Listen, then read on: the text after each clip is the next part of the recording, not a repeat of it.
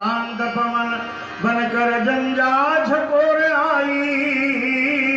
उषा काल की बेला में घनघोर कालिमा छाई। दिन घन गगन बीच चंचल क्यों सौदामिनी दिखाई। बिन प्रलय काल के ही कैसे घनघोर घटा घिर आई। कैदों मघवा के गजने बलिवाहन पर दंत गड़ाया। भगवान पिनाकी क्या कारण क्यों मयंक चित्त चकराया। अथवा राहु केतु दोनों मिल रवि शशि पर हैं धाये। जिससे उन दोनों ने मिलकर आर्तनाद सुनाए। क्या फाट गया उर्वी का अथवा अंबर घैराना। भगवान पिनाकी क्या कारण क्यों मयंक चित्त चकरा। कहता है बारंबार धार लो कर में पुनः कुठार। हुआ जगती तल पर संघर्ष नहीं मिट पाया अभी अमर्ष। हो गई मदमाते मानो पीकर गानवता आशो। हृदय मेरा ये रहा पुकार। धार लो कर में पुनः कुठार। धार लो कर में पुनः कुठार। ये महेंद्राचल क्यों डोल रहा। आज कण कण क्यों बोल रहा। क्या छोड़ दूं साधी हुई समाधि। उठ रही अंतर मन में व्याधि। हिमालय और उदधि क्यों एक दिखाई पड़ते मुझको आज। उठ रहे विस्मयकारी रो ये बज रहे प्रलयंकारी साज। क्या छाड़ू हरियों के भुज दर्द। मेदिनी में भर दूं फिर मुंड। जगत को कर दूं एकाकार। कौन कहता है बार पुरस्धर चलो पुरस्धर। फैला जग में हाहाकार। भारत की पावन वसुंधरा पर कौन कर रहा अनाचार। क्यों डोल रहा है भूमंडल। चौदी जग में है लगी आग। मात भारती बुला रही है अरे पुरस्धर जाग जाग। एक दानवतावादी दंभी दल मानवता को मसल रहे हैं। शांत सज्जनों सदाचारियों के अरमानों को कुचल रहे हैं। तो भारत की पवित्र धरती से अरे दैत्य दल भाग भाग मात भारती बुला रही है अरे पुरस्धर जाग जाग। आज अघासुर धर्मराज पर ताने खड़ा दुधारा। तो हिंद्री के ऊंचे श्रृंगों से माने मुझे पुकारा। पीड़ित शोषित दीनहीन का छिन्हा आज है सुर का भाग। मात भारती बुला रही है अरे पुरस्धर जाग जाग। ये हिंद्री श्रृंगों से लगातार ध्वनित हो रही बार बार। जागो जागो भारतवासी। लुट रही आज मथुरा काशी। लुट रहा देश का नैतिक बल। हो रहा प्रदूषित गंगा जल। फैला है चौदी छल ही छल। सबलों से पीड़ित है निर्बल। कैसा है विषानाचार। हिंद श्रृंगों से लगातार ध्वनित हो रही। यम का सबसे पहला लक्षण ब्रह्मचर्य है।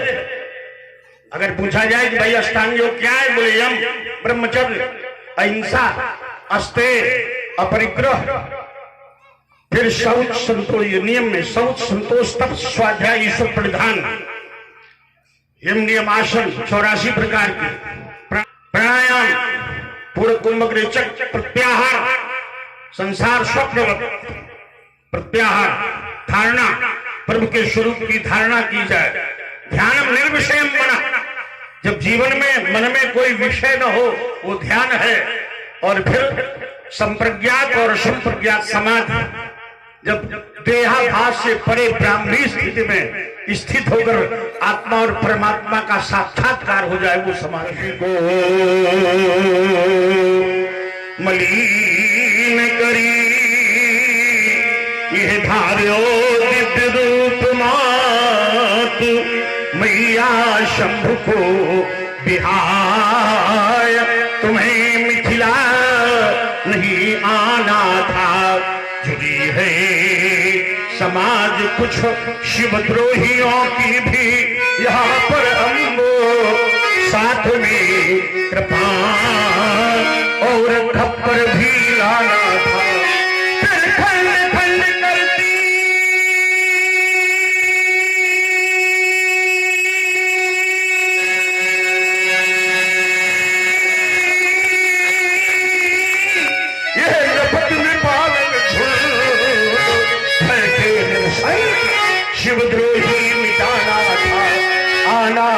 भैया तो बताना था गजानन को या पुत्र परशुधर को वहां साथ में लाना।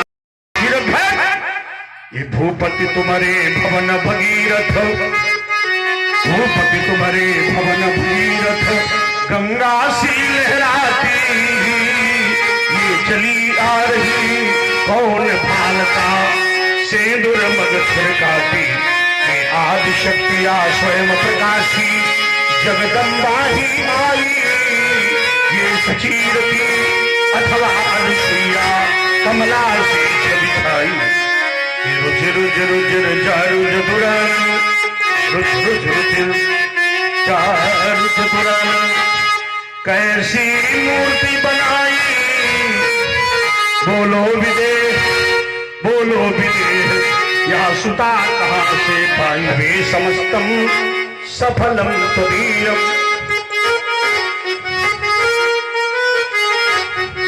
मनोरथम वही जनकात्मदेही पतिव्रतत्वम सुदृढ़ं अवाप्य शिष्यली मेदिनी सर्वलोके। ऐश्वर्य सभानोरस को विश्वास जिनकी वक्र बरौनियों में लीन हो रहा है त्रिभुवन का विकास, किंचित कुंचित के श्रास पर भ्रमरावली मंद मंद गुंजन कर रही है। कम मुगंड चारु कपोल शुंडाकार भुजदंड ललाट पर ब्रुतेज, भुजाओं में छात्र दर्प, कोटि कंदर्प दर्प दलमशील, कोटि मार्तन को विलज्जित कर देने वाला प्रभात पिंजरित प्रकाश में पावन कलेवर, मानो अमानिशा का वक्षस्थल विदीर्ण कर बाल भास्कर युगल स्वरूपों में मेरे निर्णय को समक्ष प्रतिभा संपन्न हो रहे हैं। ये कलिंद लिंगनी कालिंदी भानुजा मुरारिका कालीमा ललाम वाली धारणी यमुना सा श्यामलांग श्री विग्रह ये अलकनंदा मंदाकिनी प्रणितो या भगवती भगवतपदी भव्या भागीरथी गंगा सा गौरांग यामन गांग संगम, ये कैशोर युगुल किस यशस्वी राजा के तने हैं गाजनंदन। राजर्षि दशरथ जो ब्राह्मणों संतों का भक्त है, ये पुत्र हैं, हम अवश्य आशीर्वाद देंगे। राजपुत्रो मम वाक्यम त्रैलोक्यनाथना अर्षमुज्जयम प्राप्त दीर्घायु राम लक्ष्मणो, भारत के भाग्य आकाश में भास्कर की भांति प्रकाश करो तुम्हारा जीवन। ये नहीं राष्ट्र स्तर से बड़े विश्व चोर हैं, ये शंकर भगवान ने कहा है। राजत राज समाज महा कौशल राज किशोर, सुंदर श्यामल गौर तन विश्व विलोचन चोर। ये श्याम गौर मृदु पयस किशोरा, लोचन सुखद विश्वचित चोरा। अरे गाधिनंदन, अरे गाधिनंदन, रुक जाओ टुक हमारे कहे, यू शाम रो शाम रो सलो लो, हरि नैनन देखी लेने दो। बड़ा है, बड़ा है मेरे मन में ये अगाध प्रेम, हृदय का पवित्र चित्र आज खींच ले पाकर।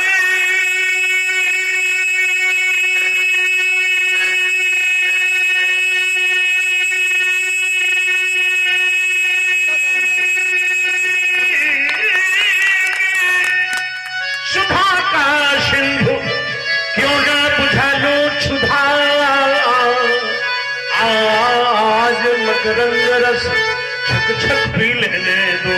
राम रजाओ हृदय देता है महान ठोर, या फिर एक बार परशुधर को रब लेने दो। राम इसलिए फलित हो रहा है कि तुम धनुष के समकक्ष धनुयों को स्थापित करने की चुनौती प्रस्तुत कर रहे हो कि मैंने बहुत सी धनुइयां तोड़ी, यहाँ तो एक ही धनुष टूटा। ये कहना चाहे तो ये तुम्हारा आशय, यही धन पर ममता, ये आशय, ये ध्वनि निकल रही है, ध्वनि देवात्मा का दृश्य। अब बात एक आई, तुमने कहा कि कुटिल भूप हर्ष से मन मांगी, ये कुटिल भूप मन में प्रसन्न हो गए, इससे प्रमाणित हो गया कि धनुष तुमने हमारा सज्जन। हमने कहा था वो कुटिल सज्जनों और दुष्टों सबसे ही द्वेष करते हैं, ये नहीं कि वो सज्जनों से ही द्वेष करते हैं, उनका स्वभाव है द्वेष करना। जो काहू पर किसी पर श्रद्धा, चाहे दुष्ट हो चाहे सज्जन हो, जो गाहू पर देखे विपत्ति, सुखी होई मानव जग नृपति। जो कहूँ निंदा सुने पराई, वो चाहे भला हो चाहे बुरा, हर से ही मनो पड़ी निपाई। खले नृत्य अधिताप विषय थी, जड़ सदा पर संपत्ति देखी। क्योंकि खलों में तमोगुण का प्राधान्य होता। तीन गुण है, तीन गुण है, सतोगुण, रजोगुण और तमोगुण। ये त्रिगुण है, शरीर त्रिगुणात्मिका माया इसमें विराजमान है। तीन प्रकार के गुण हैं। जो तमोगुणी होते हैं वो सबसे ईर्ष्याई करते हैं। उनमें पांच विकार भरे होते हैं। खलों में 5 विकार भरे होते हैं। कौन 5 विकार? अविद्या, अस्मिता, राग, द्वेष, अभिनिवेश। ये 5 उनमें विकार होते हैं। ये गणेश जी 5 दारुण अविद्या हैं। दारुण अविद्या जनित 5 विकार, ये उत्तरकांड में दारुण अविद्या जनित 5 विकार, ये जिसमें है वो खल है अविद्या, मैंने जो घोर अज्ञान से भरे हुए। अस्मिता, मैं हूं, मेरे समान कोई नहीं। ये अस्मिता, अस्मिता, अस्मि हूं, अस्मि, मैं भी हूं है। ये घोर तमोगुण है, जो कहे मैं ऐसा हूं, मैं ऐसा हूं, समझो घोर तमोगुणी व्यक्ति है घोर तमोगुणी। विद्या, अस्मिता, राग, किसी वस्तु से, किसी व्यक्ति से संसारिक राग, ये घोर अज्ञान, बड़ा कष्ट है। द्वेष, अकारण सबसे द्वेष करना। ईर्षा, मत्सर, एक होता है मच्छर जो ऊपर काटता, एक है मत्सर जो भीतर काटता। भीतर वाला मत्सर धर्माप्रोचित कई नवोत्र परमो मत्सराणाम शताम, वो मत्सर जो ईर्ष्या है, ये बहुत बड़ा विकार है। और अभिनिवेश, ये सबसे बड़ा अज्ञान है, विकार है। अभिनिवेश माने मृत्यु भय। मृत्यु भय रंग से लेकर राजा तक, और ज्यादा राजा को ज्यादा मृत्यु भय है। इसलिए बड़े रक्षक बड़ी व्यवस्थाएं। मृत्यु भय से वही मुक्त हो सकता है जिसने जान लिया शरीर में आसमान है, मैं आत्मा हूं, मैं शरीर नहीं हूं। मैं आत्मा हूं, मैं शरीर नहीं हूं, आत्मा का विनाश होता नहीं। मैं आत्मा हूं, मैं देह नहीं हूं, वही मृत्यु भय से बच सकता है। 5 ये तमोगुण प्रधान होता है खलों में, और इसके ऊपर भी रजोगुण है जिसमें भोग वृत्ति है, राजसी भोग वृत्ति। और जो सतोगुणी है वो सबका कल्याण करता है, सबका भला चाहेगा, इसमें सात्विकता है, विश्व कल्याण की भावना है। ओम सहना अवतु सहना भरत तुषार दिव्यम करवा भाई तेज सुना अवधितमस्तु मां दित्तुषा भाई। हाँ बस रोके दे रहे, मां दित्तुषा भाई।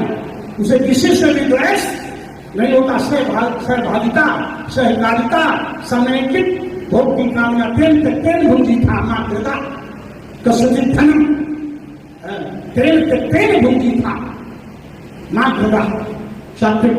लेकिन एक बात तो है, जो आत्मा में स्थित जीवन मुक्त है वो त्रिगुणातीत हो जाता, वो शतोगुण से भी ऊपर उठ गया, वो त्रिगुणातीत हो जाता।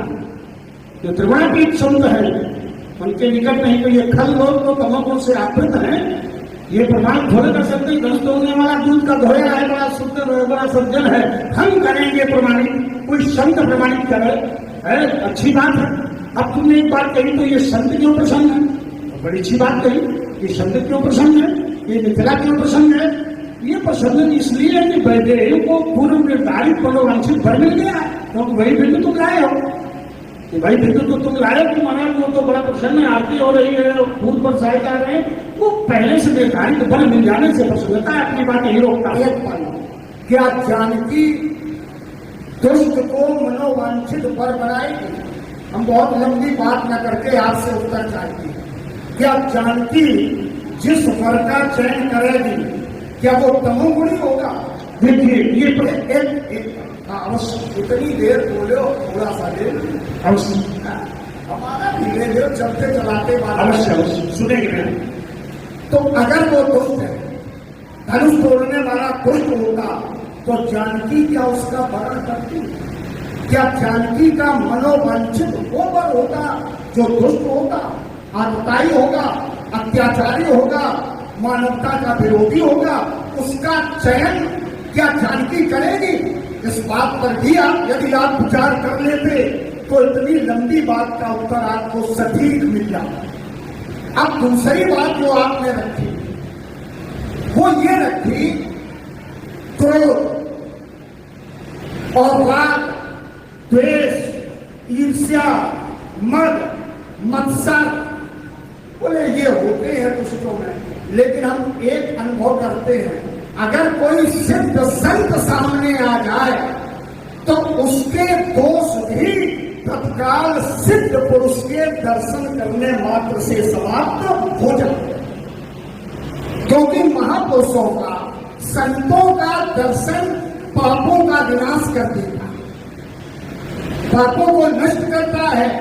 अगर उनमें तमोगुण है, उनमें कलश है, उनमें कालिमा है, तो आपके दर्शन मात्र से उनका व्यवहार बदल जाता है। और मैं प्रमाण दे रहा हूं, व्यवहार कहां बदला है? जो दुष्ट थे, जानकी को छीनने की चर्चा कर रहे थे, उनका व्यवहार बदल गया। आपको देखते ही लगे करण सब दंड प्रणामा। तो संत की ये महिमा है, संत का ये महत्व है, संत का ये अस्तित्व है कि उसके निकट जाने से परिवर्तन हो जाता है। ऐसा ही मानकर आप अनुभव कर लें कि धनुष तोड़ने वाला वो दुष्ट नहीं है, वो कुटिल नहीं है, वो साधु ही है, वो सज्जन। एक बार मैंने उसी में बोल दो, धनुष तमोगुणी है कि रजोगुणी है कि सतोगुणी है? धनुष में किस गुण की प्रधानता है? देखिए, धनुष व्यक्ति नहीं है, अब इस समय धनुष वस्तु है। ये फलों के लिए शब्द आया, सज्जनों के लिए आया कि रजोगुणी है कि तमोगुणी है कि सतोगुणी है।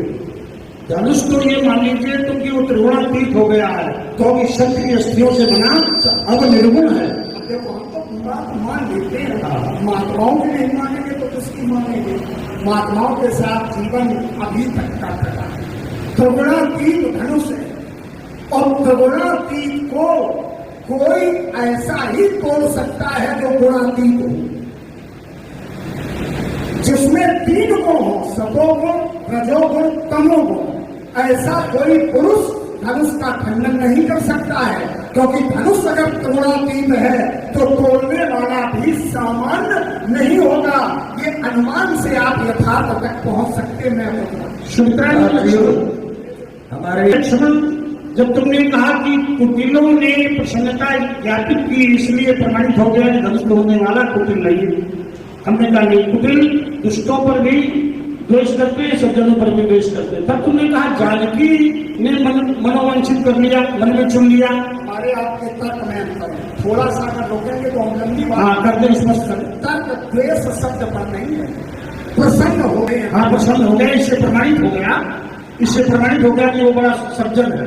ये पक्ष नहीं है, कुटिलों वाला पक्ष धनुष तोड़ने वाला नहीं है। नहीं तो कम से कम अपना बचाव कर। नहीं, तुमने ये कहा कि कुटिल लोग प्रसन्न हो गए, तो इससे साबित हो गया कि धनुष तोड़ने वाला कुटिल नहीं है, यही कहा तुमने। लेकिन अब तुमने कहा जानकी ने मनोवांछित कर लिया, तो जानकी तो कुटिल को नहीं करेगी। लेकिन एक बात है, जानकी के पहले निर्धारित किसने किया? जानकी ने तो बाद में चुना है, पहले किसने निर्धारित किया? नारद बचन सदा शुचि साचा, नारद का वचन। एकदा नारदोभ्याज्ञाते में संस्थित, नारद जी ने जनक को बताया इसका बड़ा मुख होगा, सुनी ऋषि नारद वचन।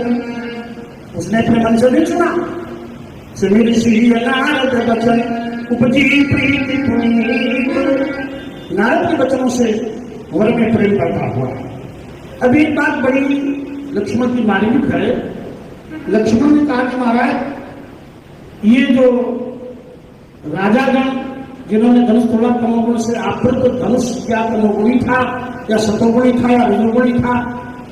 इस पर एक बात लक्ष्मण के द्वारा रखी गई कि महाराज ये धनुष के स्तंभ का धनुष गुणातीत है। तो तुमने कहा धनुष तोड़ने वाला भी गुणातीत होगा? नहीं, हाँ, एक बात लक्ष्मण की और एक बात मानने का, इस पर हम विद्वानों का ध्यान खींचेंगे। लक्ष्मण ने कहा संत, अगर धनुष तोड़ने वाला कुटिल भी हो तो संत के दर्शन से अच्छा हो जाएगा। कुटिल भी अच्छे हो गए। यहाँ पर जब कुटिल के सामने भी संत आ जाता है तो वो कुटिल लोग संत हो जाते हैं, सज्जन हो जाते हैं। ये लक्ष्मण ने कहा। प्रमाण क्या दिया कि जब परशुराम जी आए तो कुटिल राजा डर गए और संकुचित हो गए। देखत भटपट देश कराला, उठे सकल भय विकल हुआला। और जिसमें परशुराम जी का वेश देखा राजाओं ने तो वो कुटिल राजा भयभीत हो गए। देखत भटपट देश कराला, कहते अवसर सुन शिवधन भंगा, आयो भ्रकुल कमल पतंगा, देख महीप सकल सकुचाने, बात झपट जम गवा लुकाने। तो क्या हमारी साधुता से ये लोग डर गए? क्यों भाई? क्या हमारी साधुता देख करके ये दुष्ट डरे? देखत भरगुपत वेश कराला। हाँ, उनको समय पर बोलो ना, हमारी साधुता नहीं कि परशुराम जी बड़े। पंडित रामबाबू द्विवेदी वर्तमान समय में कानपुर की रामलीला जगत के सर्वश्रेष्ठ परशुराम अभिनेता माने जाते हैं।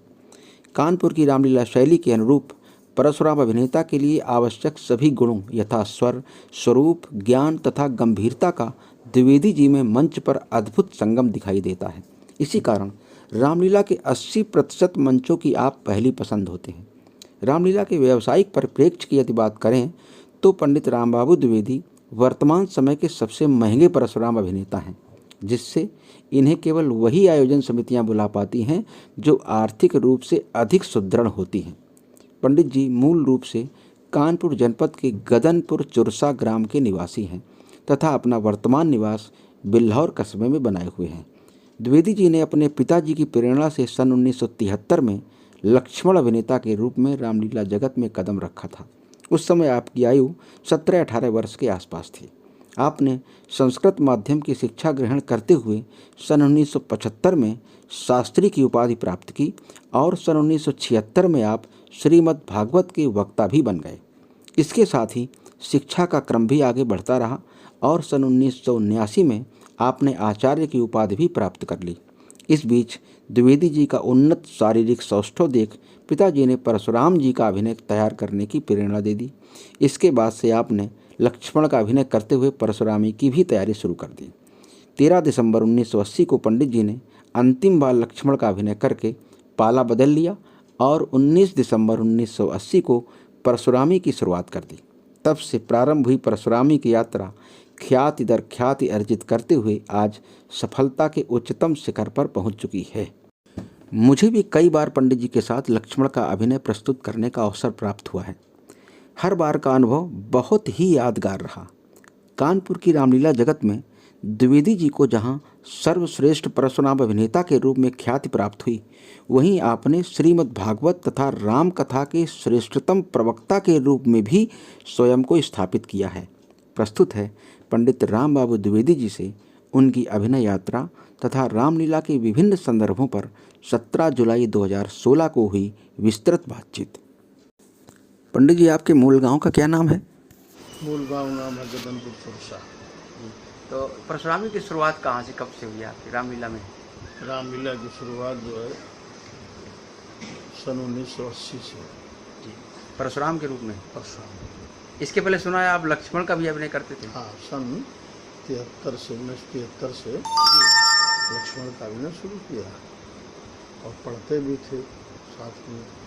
शास्त्री किया सन 75 में जी, और श्रीमद् भागवत कहने लगे सन 76 से, और सन 73 से लक्ष्मण जी का अभिनय भी शुरू कर दिया। वो भी चलता रहा, श्रीमद् भागवत कथा भी चलती रही। क्या आयु रही होगी जब लक्ष्मण का अभिनय शुरू किया था? हाँ, लक्ष्मण 17-18 वर्ष की आयु। अच्छा जी। और फिर इसके बाद में दोनों चलते रहे कार्यक्रम, श्रीमद् भागवत और क्या नाम लक्ष्मण का अभिनय, और पढ़ाई भी चलती रही जी। फिर हमने सन 79 में साहित्याचार्य किया जी। वहाँ संपूर्णानंद संस्कृत विश्वविद्यालय की शाखा है, आदर्श संस्कृत विद्यालय बसना। जी जी जी। संस्कृत महाविद्यालय बसना से तो आचार्य भी हुआ। फिर पुराने त्यागाचार्य का 1 वर्ष हुआ कंप्लीट। फिर सन 13 दिसंबर सन 1980 को हमारा अंतिम लक्ष्मण का अभिनय था। अच्छा। और 19 दिसंबर सन 1980 में परशुराम जी का प्रारंभ हुआ। तो इस साथ साथ तैयारी शुरू कर दी होगी हाँ, आपने? तैयारी पहले शुरू हो गई। ये मानसिकता कैसे है कि लक्ष्मण का बंद करके परशुराम ही शुरू अब कर दे? वो स्वास्थ्य वगैरह जब बना तो अच्छा। पिताजी ने प्रेरणा की कि परशुराम जी का अभिनय शुरू करो। और इधर कई परशुरामों के साथ हम संवाद कर ही चुके थे।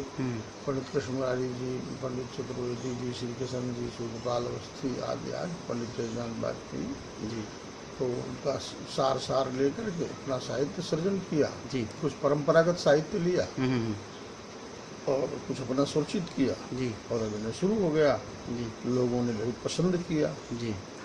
सन 80 परशुराम जी का। तो ये गुरु भी किसी को बनाया परशुराम जी का? परशुराम जी के गुरु किसी को नहीं बनाया, स्वयं शुरू कर दिया अपना स्वरचित साहित्य। और परशुराम जी का सबके मालूम था ये? का सार मालूम था। बाकी पंडित तेजनाथ वाजपेयी जी ने फिर हमको आशीर्वाद से मरजाल के मंच पर बहुत भाव से दिया जी। तो उनको हम मानने लगे। अच्छा, मानता हो गई ये हमारे गुरु जी। अच्छा, जो लक्ष्मण का अभिनय बनने की था वो शुरुआत में, तो उसकी प्रेरणा कैसे मिली? उसकी प्रेरणा हमारे पिताजी ने ही, जो धनुष्य के शौकीन थे, हम भी देखने जाते थे तो बचपन से ही अभिनय वगैरह कर नकल करने लगे अपना घर पर। वैसे अच्छा कविताएं गाने लगे जी। तो दुड़वा में पंडित राधा मोहन जी त्रिपाठी थे जी, वो राम का अभिनय करते थे, परशुराम जी का अभिनय करने लगे। प्रारंभिक कविताएं कुछ उन्होंने लिखाई थी, फिर उसमें भी हमने स्वरचित की कविताएं लक्ष्मण की भी। हाँ, और साहित्य संग्रह किया जी। लक्ष्मण का। तो इसका मतलब ये धनुष मतलब रामलीला का एक एटमॉस्फेयर आपको घर से प्राप्त हुआ? पिताजी की रुचि थी? मैंने हाँ रुचि थी घर में, सबकी रुचि पिताजी थी की जी। और क्षेत्र में जहाँ क्षेत्रीय रामलीलाएं होती थी वहाँ देखने जाते थे जी जी जी। उससे फिर भाव बन गया। अच्छा, तो आपने लक्ष्मण का भी अभिनय किया और परशुराम का भी अभिनय किया, दोनों चरित्र को बड़ी नज़दीकी से आपने देखा। क्योंकि एक पक्ष जब लक्ष्मण बनने वाला है तो हो सकता है वो परशुराम के पक्ष को के पॉजिटिव विचारधारा को नहीं देख पाता है कई बार, और परशुराम बनने वाला हो सकता है जो सिर्फ परशुराम बनना है वो लक्ष्मण के सकारात्मक पक्ष को कई बार नहीं देख पाता, देखना भी नहीं चाहता। आपने इन दोनों कैरेक्टर को किया तो दोनों के सकारात्मक और नकारात्मक दोनों बिंदुओं का आपको है इस हाँ, जो हिसाब लक्ष्मण के तर्क हैं जी, वो परशुराम अभिनय में हमको सब जो परशुराम जी के तर्क काटते थे लक्ष्मण के, उसमें परशुराम बनकर लक्ष्मण वाले सब आपको काटने पड़े फिर? काटने पड़े तो वो सबका ज्ञान हो गया हमें जी जी कि ये लक्ष्मण बोलते थे, लक्ष्मण हम भी बोलते थे जी जी। और परशुराम में ये लक्ष्मण बोलेगा अब इसका उत्तर इधर दे देंगे। ये तो आपकी अभिनय की तैयारी थी, हाँ। पर इसके अलावा ये दोनों चरित्र हैं क्या एक्चुअली में आपके हिसाब? दोनों आपने दोनों को बहुत गहराई से देखा होगा तैयारी के कारण, क्या हैं ये दोनों चरित्र? अब ये है देखिए, भगवान राम ब्रह्म के अवतार जी, मर्यादा पुरुषोत्तम, और भगवान परशुराम भी अवतार। तो अब ये दो अवतार त्रेता में हुए और ये परशुराम जी जब शंकर जी के धनुष टूटने पर मिथिला में आए तो अब वहाँ पर दो अवतारों का मिलन किस प्रकार कराया जाए और भगवान श्री राम को विश्व स्तर पर मान्यता किस प्रकार प्राप्त हो, क्योंकि शिव धनुष से ही नहीं उसमें तो किसी बहुत बड़े महापुरुष के द्वारा उन्हें मान्यता मिलनी है। तो उसमें जब ये संवाद लक्ष्मण के माध्यम से हुआ और भगवान राम तो गंभीर, उनका कोई थाह नहीं मिल रही थी। परशुराम जी ने लक्ष्मण को चढ़ा रहे थे, व्यंग कर रहे थे, क्रोध बढ़ रहा था परशुराम जी का, और राम भी बहुत विनम्रता से शालीनता से अपनी प्रस्तुति दे रहे थे। तो परशुराम जी ने 2 बार ललकारा राम जी को, उकसाया कि शायद इससे कुछ निकले। एक बार कहा, छल तज समर करे शिवद्रोही, बंधु सहित न मारो तो ही। शिवद्रोही जैसा शब्द कहा, मतलब शिवद्रोही जो है राम जी से बड़ा कोई शंकर जी का भक्त नहीं, और परशुराम जी ने भगवान राम को शिवद्रोही बोल दिया तो उत्तेजित हो जाना चाहिए था, लेकिन राम जी उत्तेजित नहीं हुए। फिर कहा, करि परतोष मोर संग्रामा, नायुध क्षण कहा वो ब्राह्मा, परतोष पूर्व में हमारे साथ संग्राम कर, अन्यथा राम कहलाना छोड़ दे, इस प्रकार उत्तेजित किया। लेकिन भगवान परशुराम राम जी ने बड़ी विनम्रता से कहा कि सब प्रकार हम तुम संहारे, क्षमो विप्र अपराध हमारे, विप्र वंश के अस प्रभुताई, अभय हो जो तुम्हें ढेराई। तो इस प्रकार से भगवान परशुराम जी ने जाना इतना गंभीर शांत दांत धीरोदात्त ये व्यक्ति हमारे सामने खड़ा हुआ है, तो वो एकदम ध्यानमग्न हो गए। सुनि मृदुगूढ़ वचन रघुपति के, उघरे पटल पर सुधर्मत के, और गंभीर चिंतन करके वो निष्कर्ष पर आ गए, ध्यान में जान लिया कि तो साक्षात ब्रह्म है। और जो तो वंदना की तो उससे भगवान राम की मान्यता और बढ़ गई। सबने जाने कि जो परशुराम जी जिसकी वंदना कर रहे हैं तो साक्षात ब्रह्म ही हैं। जी तो ये भाव रहा वहाँ। जी जी। अच्छा, आपकी सबसे जो विशेष बात होती है वो गे शैली का आपका जितना अच्छा प्रदर्शन होता है उसके साथ अभिनय का भी होता है, तो ये गाना कहाँ सीखा आपने, इसका अभ्यास कैसे हुआ आपको? देखिए, तर्क में भी हमें लोग बहुत पसंद करते हैं। हाँ, जी, वो भी विषय, वो हमारा शास्त्रों का ज्ञान है, शास्त्रों का जो हमने अपने रामचरितमानस, गीता, वेद, पुराण, उपनिषद जो पढ़े हैं, भागवत, उससे तत्व ले लेते हैं जी। गे शैली जो है ये ईश्वरी देन है हमारी, कहीं सीखने नहीं गए। ये हमारा जो है ईश्वरी देन, बाल्यकाल से हमारा कंठ बड़ा ही मधुर था, सुरीला था, और उसमें रामलीला में सुन करके जब व्यास जी गा रहे हैं तो राग रागनी का भी ज्ञान, परशुराम जी गा रहे हैं, ये तो उसमें राग रागनियों का स्वयं वो हृदय से ही प्रकट हो गए जी। तो वो बहुत अच्छी जब गाते हैं तो व्यास जी कहते हैं आपने इस राग में गाया जी, और हम नहीं जान पा रहे हैं आप किस राग में गा रहे हैं, किस राग में गा रहे हैं। अच्छा, ऐसा भी होता रहा पहले। फिर तो लेकिन वो राग बढ़िया था। जी जी जी। राग इस तरह से सफर आपका परशुरामी का 1980 से चालू हुआ। हाँ, 1980 से प्रारंभ हुआ जी, और अब तक निरंतर। हाँ, अब तक निरंतर जो है उत्तरोत्तर जी। ये बने कानपुर महानगर में, कानपुर देहात में जी, और अपने उन्नाव में, फतेहपुर में जी, हमीरपुर, बांदा जी, और ये जालौन क्षेत्र, इटावा है, फरुखाबाद है, कन्नौज है, इन क्षेत्रों में परशुरामी धनुष का ज़्यादा प्रचार है। जी जी जी। अच्छा, इन क्षेत्रों में ही ज़्यादा प्रचार इसका, क्योंकि ये चीज़, ये विधा जो विद्या है, ये विधा है, अच्छी एक शैली है, ये इन क्षेत्रों के बाहर क्यों नहीं निकल पा रही है? तो ऐसा है कि रामलीलाएं तो पूरे भारतवर्ष में होती हैं जी, और रामलीला के कलाकार भी हैं, मथुरा में हैं, अयोध्या जी में हैं, वृंदावन में हैं जी। लेकिन रामलीला में कानपुर में जो है, जो होती है, उसका एक विशेष स्थान है, और उसमें भी धनुष्य की जो कानपुर की है वो सर्वश्रेष्ठ है। उसमें भी लक्ष्मण परशुराम संवाद जी, वो माने अद्वितीय है जी, तो इसको सभी पसंद करते हैं। जी, तो विशेषताएं हैं यहाँ जो रामलीला में, कानपुर की रामलीला में विशेषता है जी, एक नयापन है, नई शोध के साथ। अब लक्ष्मण परशुराम का अभिनय जो इस मंच पर हुआ दूसरे पर नहीं होगा, वो नई नई तैयारियों के साथ में जब आते हैं तो एक समाज को, प्रबुद्ध वर्ग को एक चिंतन और मंथन, चिंतन मंथन प्राप्त होता है, शोध प्राप्त होती हैं, और शास्त्रार्थ का भी स्वरूप हो जाता है जी, और समाज को कुछ आध्यात्मिक लाभ भी प्राप्त हो जाता है। तो स्वस्थ मनोरंजन भी होता है और आध्यात्मिक लाभ भी हो जाता है, ज्ञानार्जन भी हो जाता है। तो इस कारण से ये कानपुर की रामलीला श्रेष्ठ है, और भविष्य भी उसमें सर्वश्रेष्ठ है, उसमें लक्ष्मण परशुराम संवाद सर्वश्रेष्ठ। अच्छा, ये जो आपने जो उस समय 70 के दशक में जब आपने शुरुआत की थी लक्ष्मण की, फिर परशुरामी की भी शुरुआत आपने 80 तक की, तो उस दौर का जो लक्ष्मण परशुराम संवाद था खास तौर से, और आज का जो लक्ष्मण परशुराम संवाद, इसमें क्या विशेष अंतर है? अब उस समय जो है तर्क तो होते थे लेकिन इतने नहीं होते थे, और उसमें काव्य और साहित्य का आनंद अधिक होता था जी। अब तर्क ज़्यादा होने लगे जी, तर्क अधिक होने से अब जनता भी तर्क पसंद करती है। अच्छा, जनता पसंद करती है। मांग आती है कि तर्क, लेकिन कुछ जो पुराने लोग हैं 1 घंटा तर्क होने के बाद कहते हैं भाई कविता वीर रस आ जाए, जी, रस परिवर्तन करो, वीर रस हो जाए। तो ये पुराने लोग जो हैं वो मांग करते हैं अभी साहित्य की कवित्व हो, छंद हो, फूलों की कविताएं हों, ये मांग आती है समाज से जी, जी, कि जब बहुत तर्क हो गया आप हटाइए।